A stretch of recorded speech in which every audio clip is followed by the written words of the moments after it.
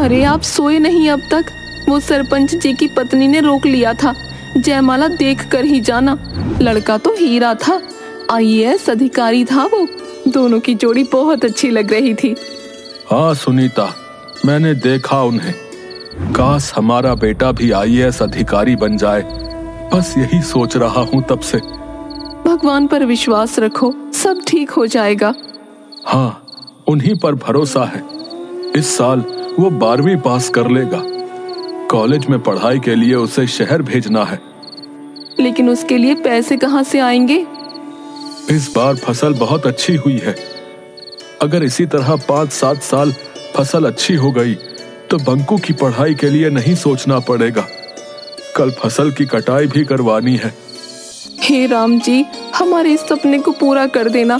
हमें आपसे और कुछ नहीं चाहिए। अरे बाहर ये कोलाहल कैसा है? कहीं शादी में कोई गड़बड़ तो नहीं हो गई? रुको, मैं अभी पता करता हूँ। तभी बंकू बदहवास दौड़ते हुए आता है। पिताजी, पिताजी, गजब हो गया। अरे बेटा, तू हाँफ क्यों रहा है? बाहर ये शोर कैसा है? पिताजी, हमारे खेत में आग लग गई है। बारात वालों की पटाखों से शायद आग लग गई। ओह, बहुत बुरा हुआ। हमें खेत पर जाना होगा अभी। देखो जी, ठीक से जाना, तुम्हारी तबीयत ठीक नहीं लग रही। बंकू, तू पिताजी के पीछे पीछे जा। रतन और बंकू दोनों दौड़ते हुए अपने खेत पर पहुंचते हैं। वहां काफी भीड़ लगी हुई थी। कोई धूल मिट्टी से तो कोई पानी फेंककर खेत में लगी आग को बुझा रहा था। हटो हटो, मुझे आगे जाने दो। हे भगवान, ये क्या हो गया? मैं तो पूरी तरह बर्बाद हो गया। रतन, आगे मत जाओ। आग भयानक रूप ले चुकी है। भगवान पर भरोसा रखो, वो सब ठीक कर देंगे। नहीं पंडित जी, अब कुछ नहीं हो सकता। मैं तो पूरी तरह से बर्बाद हो गया। रतन वहीं पर गिर पड़ता है। अरे कोई पानी मारो रतन को, लगता है बेहोश हो गया। रतन को बंकू और ज्ञानचंद मिलकर घर ले आते हैं। करीब 1 सप्ताह तक घर में मातम छाया रहता है। तभी 12वीं क्लास का रिजल्ट पेपर में आता है। बंकू का दोस्त दीपू दौड़ता हुआ रतन के घर आता है। बंकू, रिजल्ट आ गया है। हम दोनों फर्स्ट डिवीजन से पास हो गए हैं। हुर्रे! क्या मैं पास हो गया? पिताजी, मैं फर्स्ट डिवीजन से पास हो गया। शाबाश बेटा, तुमसे मुझे यही उम्मीद थी। चाहे कितना भी कर्ज लेना पड़े, मैं तुम्हें आगे की पढ़ाई के लिए शहर भेजूंगा। माँ, मैं पास हो गया। माँ, जुग जुग जियो बेटा, भगवान सदा इसी तरह तुम पर कृपा बनाए रखें।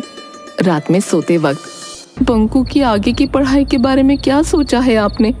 हमारे पास तो खाने के लिए भी पैसे नहीं हैं, फिर उसका शहर में पढ़ाई का खर्च कहाँ से आएगा? अपना खेत गिरवी रख देंगे। क्या? अगर खेत गिरवी रख दोगे तो खेती कहाँ करोगे? पैसे कैसे चुकाओगे और हम खाएंगे क्या? शहर जाकर मजदूरी करेंगे। दूसरे दिन रतन सेठ करोड़ी मल के पास जाता है।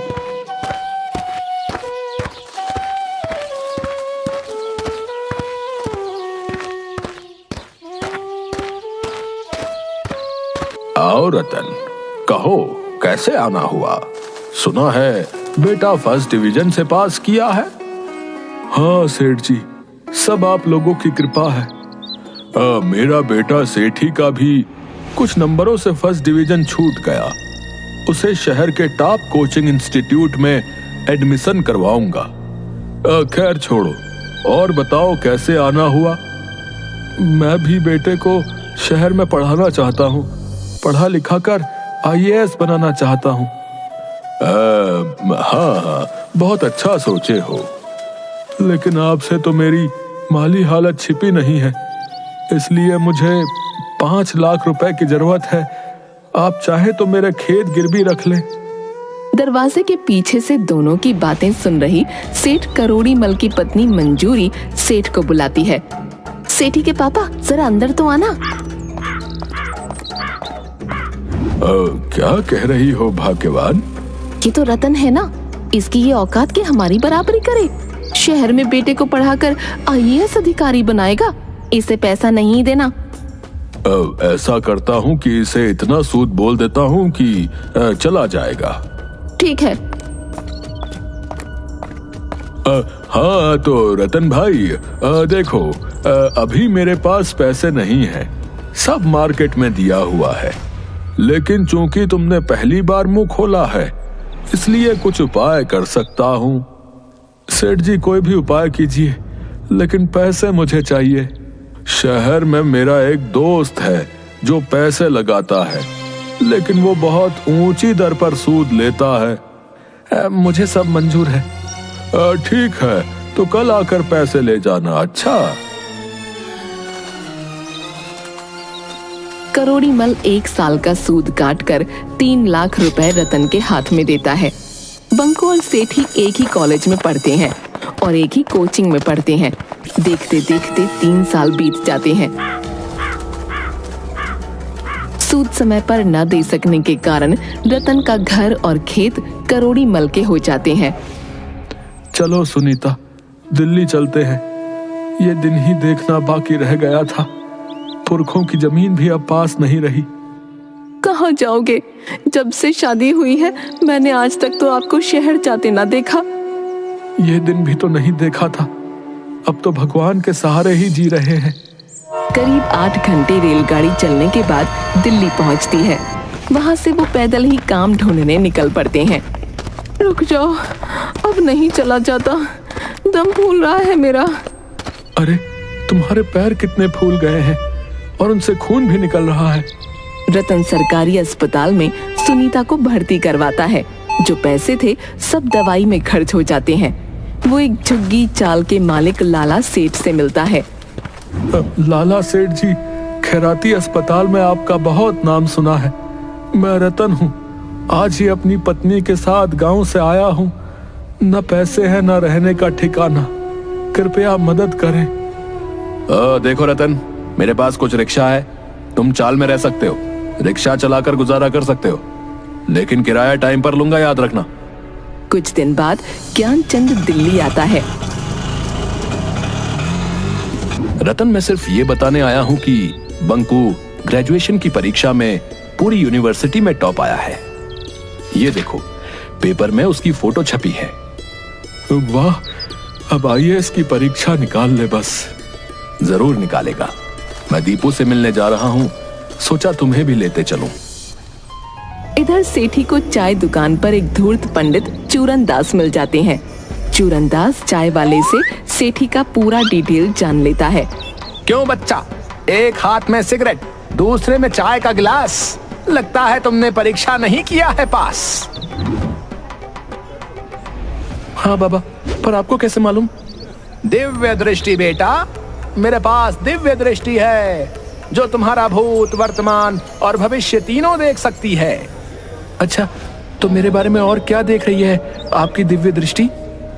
मैं तो ये भी देख रहा हूँ कि तुम्हारे ही गांव का एक लड़का यूनिवर्सिटी में किया है टॉप और तुम हो गए हो स्टॉप। तुम्हें सता रहा है बाप का डर, जी कर रहा है कि जाए मर। बाबा, आप तो अंतर्यामी हो, मुझे बचा लो। मैंने पापा का लाखों रुपया फूंक दिया है। आप मुझे बचा लो, आप मुझे पापा से बचा लो। आप जितना कहोगे उतने रुपए दूंगा। ठीक है, लेकिन इसके लिए तुम्हें अपने घर परिवार के बारे में हर छोटी बड़ी चीज मुझे बतानी होगी। ठीक है, मैं A to Z बताऊंगा, लेकिन मुझे पापा की डांट से बचा लो बस। ठीक है, तो मैं भी वादा करता हूँ कि तुम्हें डांट तो दूर, तुम्हारी आरती उतारी जाएगी। लगभग 1 सप्ताह तक सेठी से उसके घर परिवार के बारे में सब कुछ उगलवा कर सेठी के साथ बाबा चूर्ण दास उसके घर पहुंचते हैं। पापा, ये बहुत पहुंचे हुए बाबा है, बहुत रिक्वेस्ट करने पर हमारे साथ आए हैं। देख लो मंजूरी, तुम्हारा बेटा किसी भी सड़क छाप पंडित को बाबा समझकर अपने घर ले आता है। जाओ उसे कुछ पैसे देकर भगा दो। बहुत देखे ऐसे फकीर बाबा। तभी बाहर बैठा चूरन दास बोलता है, अलख निरंजन, कहाँ गया मेरा युवा दास? तेरे पिताजी को मुझ पर नहीं है विश्वास। जा रहा है बाबा, जल्द होगा इस घर का सत्यानाश। प्रणाम बाबा। अरे बाबा मत जाइए, इनका तो काम ही है बकबक करना, सठिया गए हैं ये। तुम बड़े घर की हो बेटी इकलौती। शादी के वक्त करोड़ी के पास था बस 2 जोड़ा धोती। तुम्हारे पिता का देखता था ये कारोबार, उन्हें जेल जाने से बचाया था कई बार। महाराज आप तो सर्वज्ञानी हैं, अंदर चलिए ना महाराज, पहले कुछ खा पी लीजिए, तब उपाय बताइएगा विपत्ति से निकलने का। नहीं बालिके, बाबा का हुआ है यहाँ अपमान, नहीं करेगा बाबा यहाँ खान पान। तेरा पति उड़ाया है मेरी खिल्ली, हाल ही में गया था जब दिल्ली, तो इसकी गाड़ी से मर गई थी काली बिल्ली। इतना सुनते ही करोड़ी मल घबरा जाता है और बाबा के चरणों में गिर पड़ता है। बाबा अब मुझे माफ कर दो, बाबा मुझसे गलती हो गई, मैं आपको नहीं पहचान पाया, क्षमा कर दो बाबा। उठो भक्त, क्या तेरा और क्या मेरा, जहां जागा वहीं सवेरा। तुम लोगों पर है 7.5, करना होगा दान 1 हाथी, तब जाकर मिटेगा घर से कलेश और तेरा बेटा बनेगा IAS। 1 हाथी की कीमत 31 लाख रुपए होती है बाबा, कोई कम का उपाय बताओ। नहीं बाबा आप उपाय कीजिए, पैसों की चिंता मत कीजिए, ये तो सठिया गए हैं। बेटा IAS बनेगा तो करोड़ों मिलेंगे दहेज में, ये नहीं समझ आ रहा इन्हें। ठीक है बालिके। आग में लाल मिर्च जलाकर ओम मैम थुम थाम, सभी कलेश को कर दे खाक। भूत प्रेत का हो तलाक, कोई न करे ताक झाक। कटा आलू निकला 4 फांक, घर के चारों कोनों में रख दो, लाल कपड़ों में इसको झांक। चूरनदास 31 लाख रुपए लेकर चंपत हो जाता है। 1 साल बीत जाता है। सेठ को व्यापार में 2 करोड़ का नुकसान हो जाता है। जमीन मकान सब गिरवी रखा जाता है। उधर रतन दिल्ली जाकर रिक्शा चलाने लगता है। बंकू भी IAS का इंटरव्यू देने के लिए दिल्ली गया होता है। रतन बंकू को अचानक अपनी ओर आता देख सकपका जाता है और रिक्शा दूसरी तरफ ले जाने लगता है। अरे रिक्शा वाले बाबा, कहाँ जा रहे हो? मुझे देर हो रही है, मेरा इंटरव्यू छूट जाएगा, ठंड में टाइम का पता नहीं चला। अब मुझे दूसरी जगह इमरजेंसी में जाना है बेटा, कोई दूसरी सवारी देख लो। इतनी ठंड में आपके अलावा कोई सवारी नहीं है यहाँ, मेरे माँ बाप का सपना टूट जाएगा बाबा, प्लीज हमें पहुँचा दो। रतन आसपास देखता है तो सच में वहाँ कोई सवारी नहीं थी। वो बंकू को रिक्शे पर बैठाकर तेजी से इंटरव्यू स्थल पर पहुँचा देता है। कितने पैसे हुए बाबा? जाओ बेटा पहले इंटरव्यू दो, तुम मेरे बेटे जैसे ही हो। नहीं नहीं बाबा, आपकी सोच को मेरा सलाम है, लेकिन मेहनत के पैसे तो लेने पड़ेंगे ना। तभी अचानक हवा के कारण रतन के मुंह पर से कंबल हट जाता है। अरे पिताजी आप?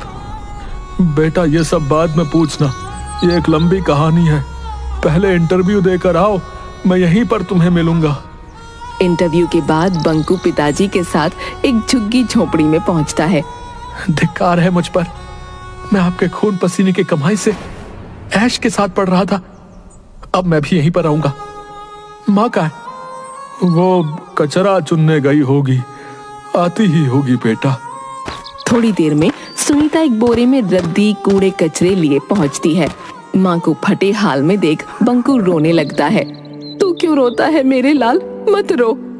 मेरे चलते तुम लोगों का ये क्या हाल हो गया है? पिताजी कल से मैं रिक्शा चलाऊंगा, वैसे भी रिजल्ट 1 महीने बाद आएगा। बंकू का अगले महीने रिजल्ट आता है।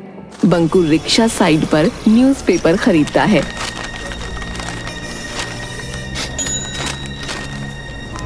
अरे मेरा रिजल्ट आ गया। पिताजी के पास पहुंचकर, पिताजी मेरा सिलेक्शन हो गया।